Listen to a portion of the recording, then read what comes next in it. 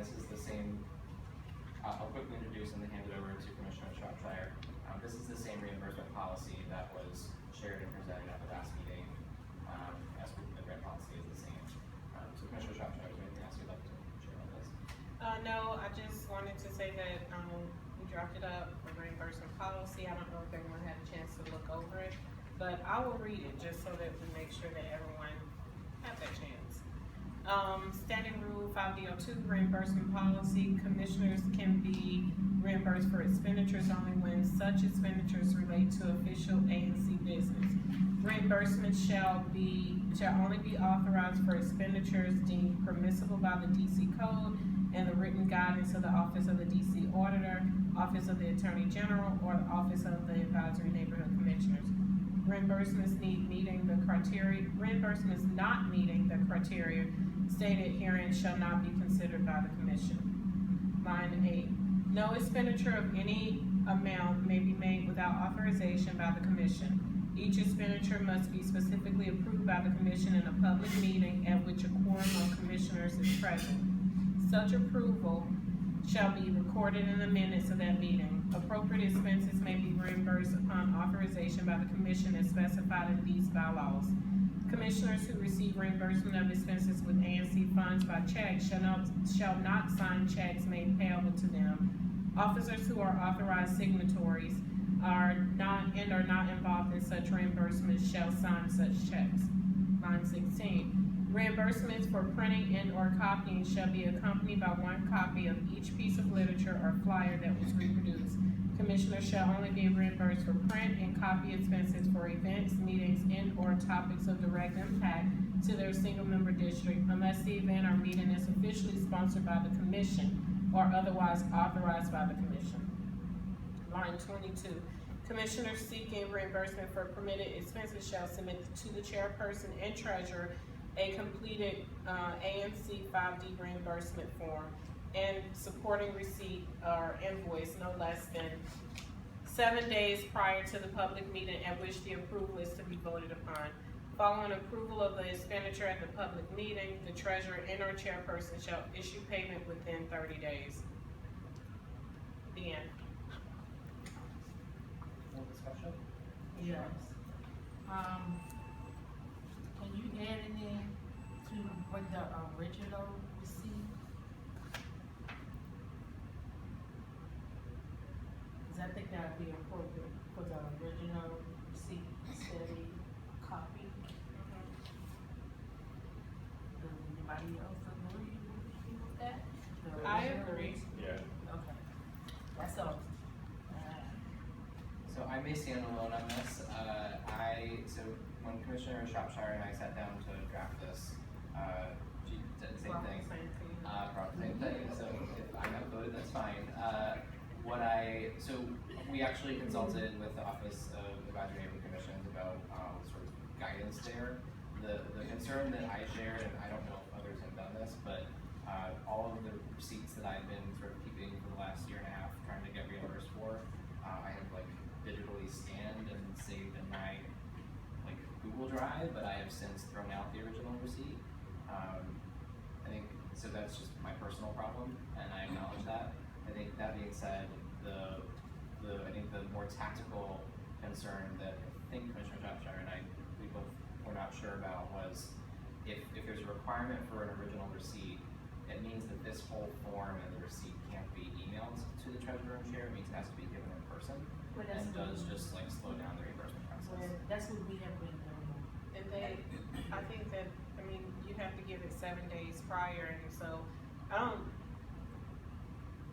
if an original receipt is an email copy, like there are different forms that you can get, like say you purchase something online, you're gonna get a receipt. That wouldn't be something, you would actually print that out. So I think that, that's the original receipt, so. I think, it depends on how quickly you get those receipts to the commission, because otherwise, I too had receipts, but a lot of my receipts, they fade. They fade, so if you don't copy it right away, you don't even have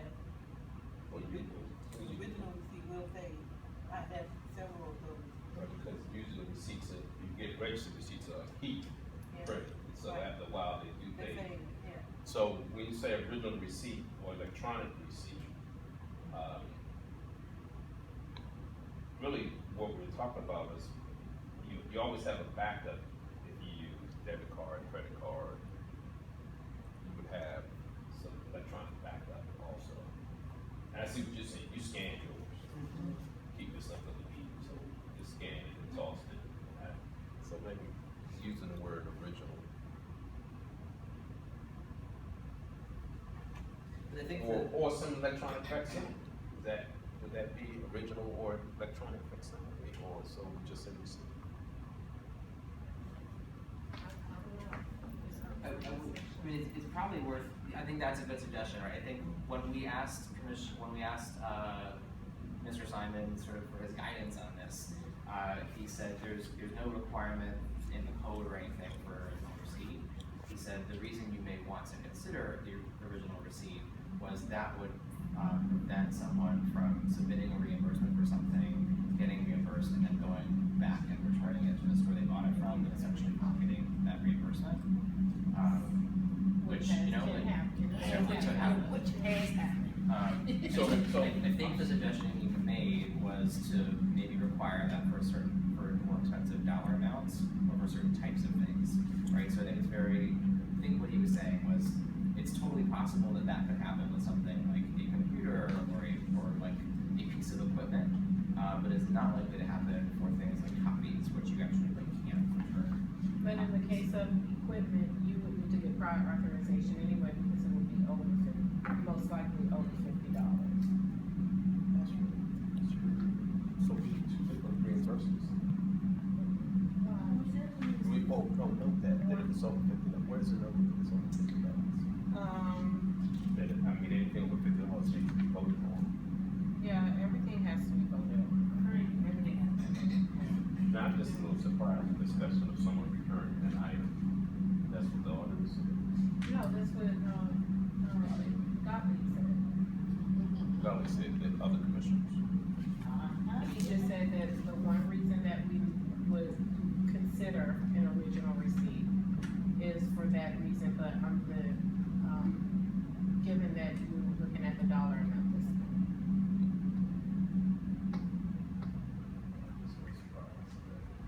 I don't think he was saying it has happened. I think he was Yeah, I saying think it's possible, and that it's possible, just like here as in any other commission, and that might be why we want to do that.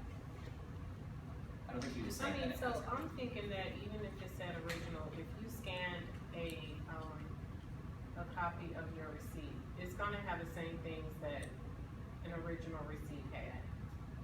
But what if you even thought about returning, they're probably gonna mark up that receipt anyway. So even though it was a scanned receipt, something would have been altered on it if you returned it. So is the operative word unaltered instead of original? I would say, I guess I'm trying to figure out what we're trying to guard against. with Cause the see, original it, receipt. no, because see, just said, I'm telling y'all, it has happened in the past. But then, one of the things also when you said that, it should be no purchasing of equipment. I mean, it's got to be voted on for equipment, and then we would like to see the equipment. So I wouldn't have, equipment have to be inventory, serial number. We'd have to see the equipment. Which would be low in our rates to sort of request that before we Right. authorize the reimbursement. And then why would we have a piece of equipment that's not gonna be used? If we purchase a piece of equipment, it would be for use. So when in Shropshire, purchase a piece of equipment, and I ask for it 4 months from now, I should be able to get a piece of equipment. So, and then if I can't get a piece of equipment, then we go to other measures. So, that taking equipment back, because I don't know why we would purchase something, then we would lease it or rent it, or, anything that we wouldn't need for the rest of the commission. I mean, I know things wear out, but. Just to hypothetically throw it out there, once, we decide that we're gonna have an office space, we may need a computer that people can just go and use the computer, so we will purchase a computer. But it shouldn't leave the office. That's fine, but I'm just saying these are. Well, yeah, I'm saying, but it wouldn't be, scenarios where we yeah, would but I'm saying it potentially wouldn't be purchase. returned. Well, if we 'Cause I had to purchased- cross those roads, then we would definitely, if we purchase equipment, there is a policy in terms of equipment that's purchased, there's things for a cell phone policy, we haven't drafted any of those things yet. That's on, okay. Yeah. Yeah, I put up all this stuff. No, you should ask, so. I know.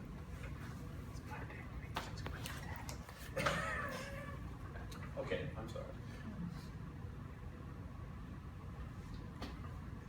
We were, discussing how we wanted, what were we trying to do in terms of adding a qualifying word, original, unaltered. Electronic fax, so. Cause the thing you would be emailing, you order something online, I would be emailing you my reimbursement form and as an attachment, a PDF of my receipt. I don't know if we have to get that Detail. detailed. I just think that we just Okay. wanna make sure the receipt hasn't been altered. It's on my office receipt, so. Yeah,